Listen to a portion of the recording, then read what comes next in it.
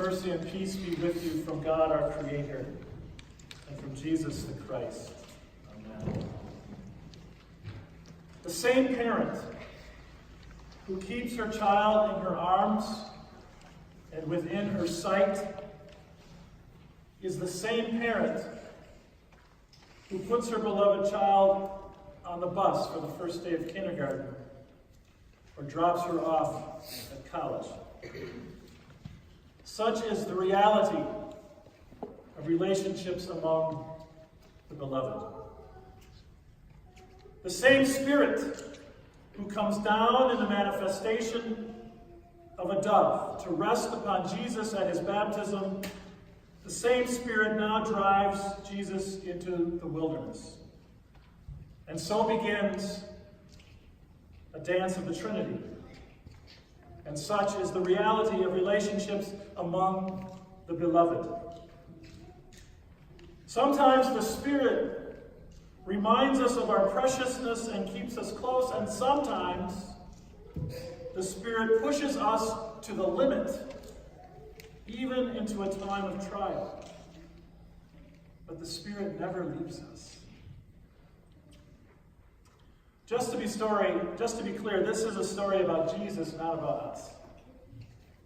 The strange events that happened in the wilderness allows us to see what was going on inside Jesus' head, and then to get a glimpse into his relationship with the other persons of the Trinity as he is about to begin his ministry, the purpose of which was to declare that the reign of God had come near.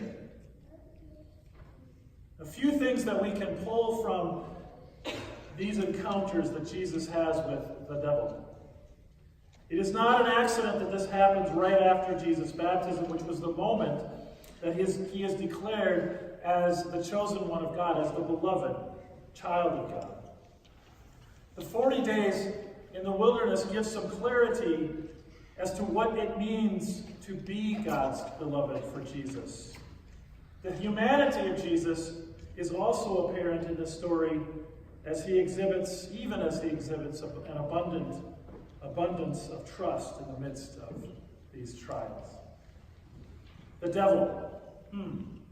The very idea is something that most of us struggle with.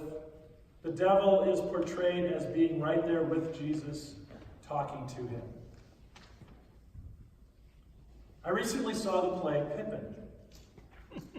And the devil in this story must have been, I have determined, the inspiration for the leading player in Pippin.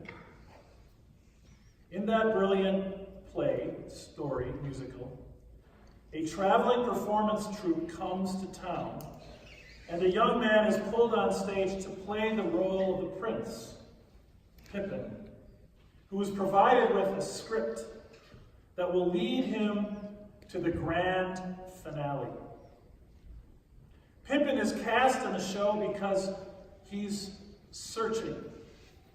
He sings fittingly as he comes on stage, "I just want to be where my spirit can run free. I want to find my corner of the sky." The leading player, sometimes cast as more than one person, gives Pippin the opportunity to find fulfillment as a warrior, and as the king himself for a time, and then as the partner to a widowed mother living on a farm. Not surprisingly, the advice Pippin gets from various characters is not helpful. Advice often is not helpful. Each step of the way, he fails to find the fulfillment that he is looking for. War is too violent, ruling is too much responsibility, and farm life with Catherine and her daughter Thea is just too ordinary. But that's all okay, because the leading player has something else in mind. A grand finale. The ultimate fulfillment. However, the grand finale and the ultimate fulfillment is designed more for the leading player and the audience than it is for Pippin. Here in this Luke story, Jesus is led through the wilderness by this devil character who is testing Jesus but also offering him the opportunity for power or fulfillment. In Pippin, the leading player pretends that she has Pippin's best interest in mind, which of course is a lie. The same is true as the devil pretends that he's looking out for Jesus, even offering him power. What the devil is really looking for is a place at the table, if not full control. In response to each of the devil's attempts, Jesus clarifies his relationship with the other two persons of the Trinity. So again, this is a story about Jesus, not about us. And yet, we do not resist temptation in the same way that Jesus does. But we are nudged, sometimes even shoved by the Spirit into a new and different future. Howard Thurman writes, "There is something in every one of you that waits and listens for the sound of the genuine in yourself. It is the only true guide you will ever have, and if you cannot hear it, you will all of your life spend your days on the ends of strings that someone else pulls." And of course, as people of faith, we would say, and I think Howard Thurman would agree, that the genuine or authentic self is also tied to community. Viewing our life from the context of community keeps us from having a selfish life, which too many confuse with a fulfilling life. I won't name names. David Brooks contrasts two ways of living and dying that compete for our allegiance. He writes in the book, The Road to Character, which I gave to each of my adult children. He writes, "It occurred to me that there were two sets of virtues, the resume virtues and the eulogy virtues. The resume virtues are the skills you bring to the marketplace. The eulogy virtues are the ones that are talked about at your funeral, whether you were kind, brave, honest, or faithful. Were you capable of deep love? We all know that the eulogy virtues are more important than the resume ones, but our culture and our educational systems spend more time teaching the skills and strategies you need for career success than the qualities you need to radiate that sort of inner light. Many of us are clear on how to build an external career than how to build inner character."